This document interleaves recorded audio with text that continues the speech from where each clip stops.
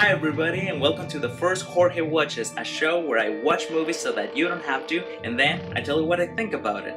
The first movie that I picked is called The House That Dripped Blood.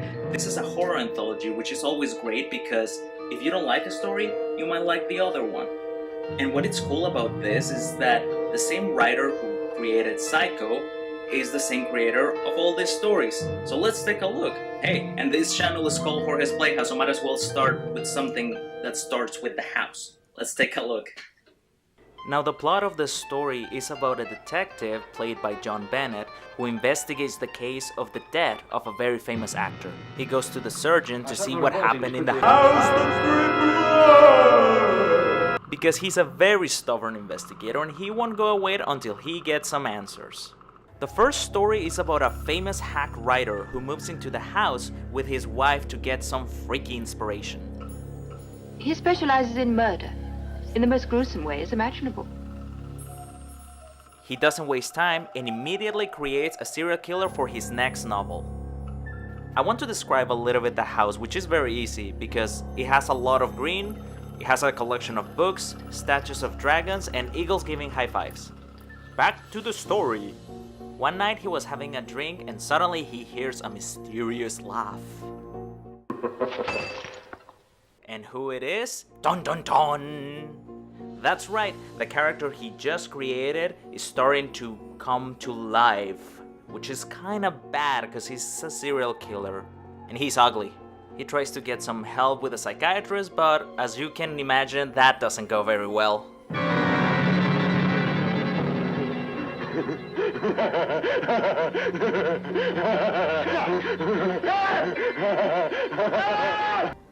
I don't remember him laughing like that.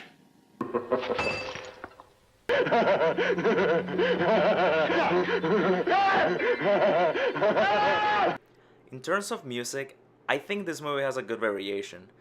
But sadly, the most repetitive one is the one that sounds like if you were hitting the wall with, I don't know, a marker.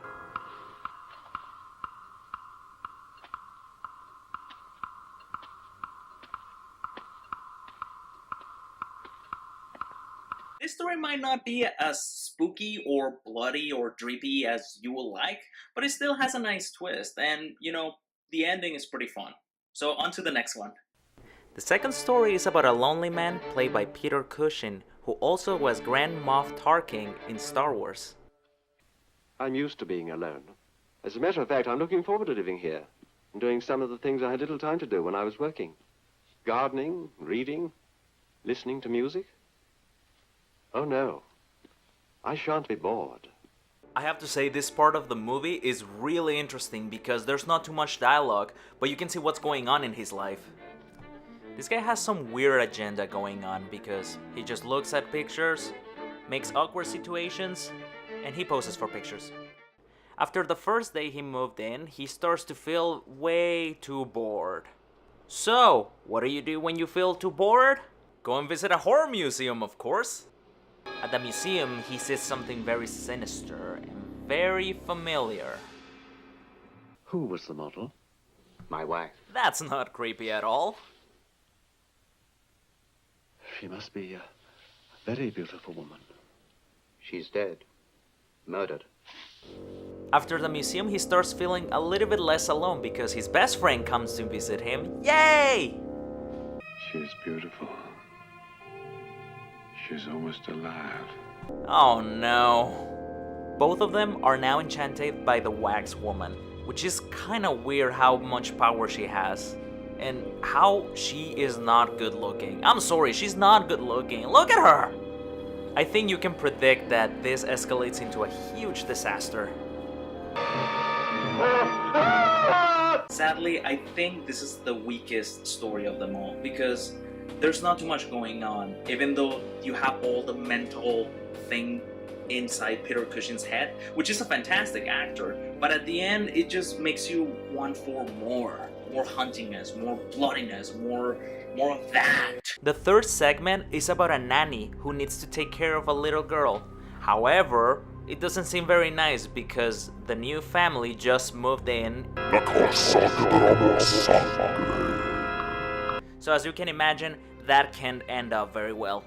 This story is actually kinda cute because you have the relationship going with the nanny and the little girl, and you have the mean dad who hates dolls, which is it's kind of feminist of him. Good for him. Oh, never mind. What a jerk. That was a cruel thing to do. But necessary. Why do you treat her like this? If you haven't recognized, this guy is played by Christopher Lee, which I think he doesn't need any introduction. I really don't understand the problem of the dad, because I mean, she's a little girl. What harm can she possibly... Oh my god, she's evil. The rest of everything is actually pretty scary because you don't know what the little girl is thinking or even planning.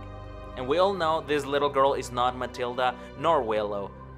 This girl wants vengeance. A cold-blooded vengeance. Ever since you told me how you could see shapes in it, I can see things too. What sort of things? Pretty ones. Sometimes I can see my mother. This story is a little bit of a mixed bag for me because you get the mysterious mystery going with the girl that she's a witch, but you don't know when she's gonna snap. And you got Christopher Lee who knows everything, but at the same time he doesn't do anything. But it's up to you. For me, it's a mixed bag. I guess we saved the best for last. The fourth and final chapter connects to the main plot of the detective trying to investigate the case of the actor's disappearance. The actor is played by... Oh my god! No... What?! It can be!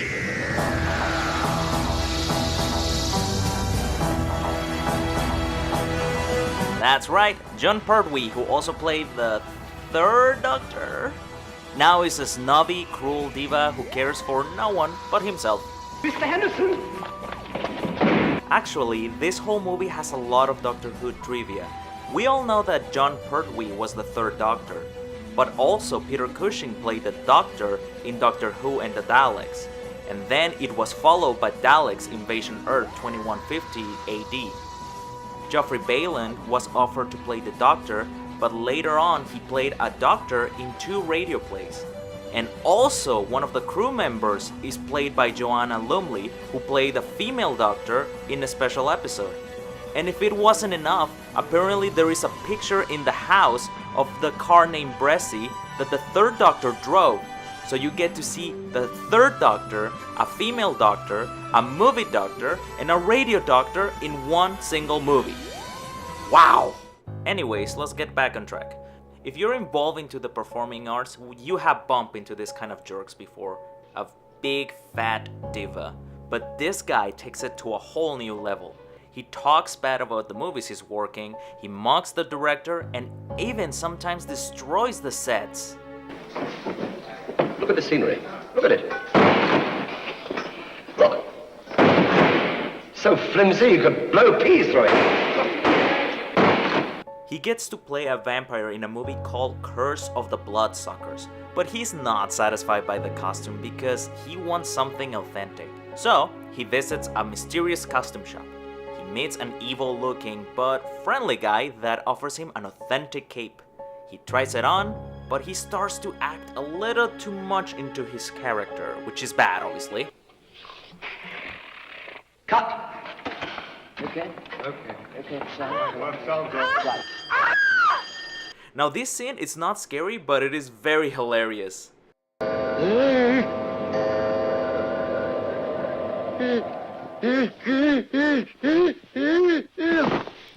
However, I can't stop thinking of the mislead of the title.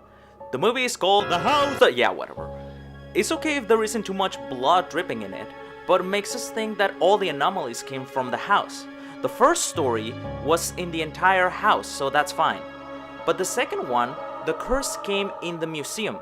The third story was taking place in the house, but the little girl who is the witch came into the house.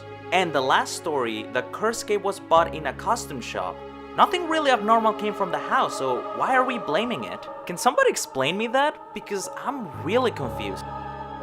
Perhaps you understand the secret of this house now. Precisely. It reflects the personality of whoever lives in it, and treats him accordingly. Don't try and trick me, movie. And that's The House That Dripped Blood, a cool low-budget horror movie that it's pretty good for what they could do at that time. But if you're looking for more gore and blood and just madness all over the place, it might not be good for you. So if you're curious like I am, check it out. And if you want to suggest another movie or TV series, leave a comment down below. So that was Jorge Watches, and thank you for... Hold on a second.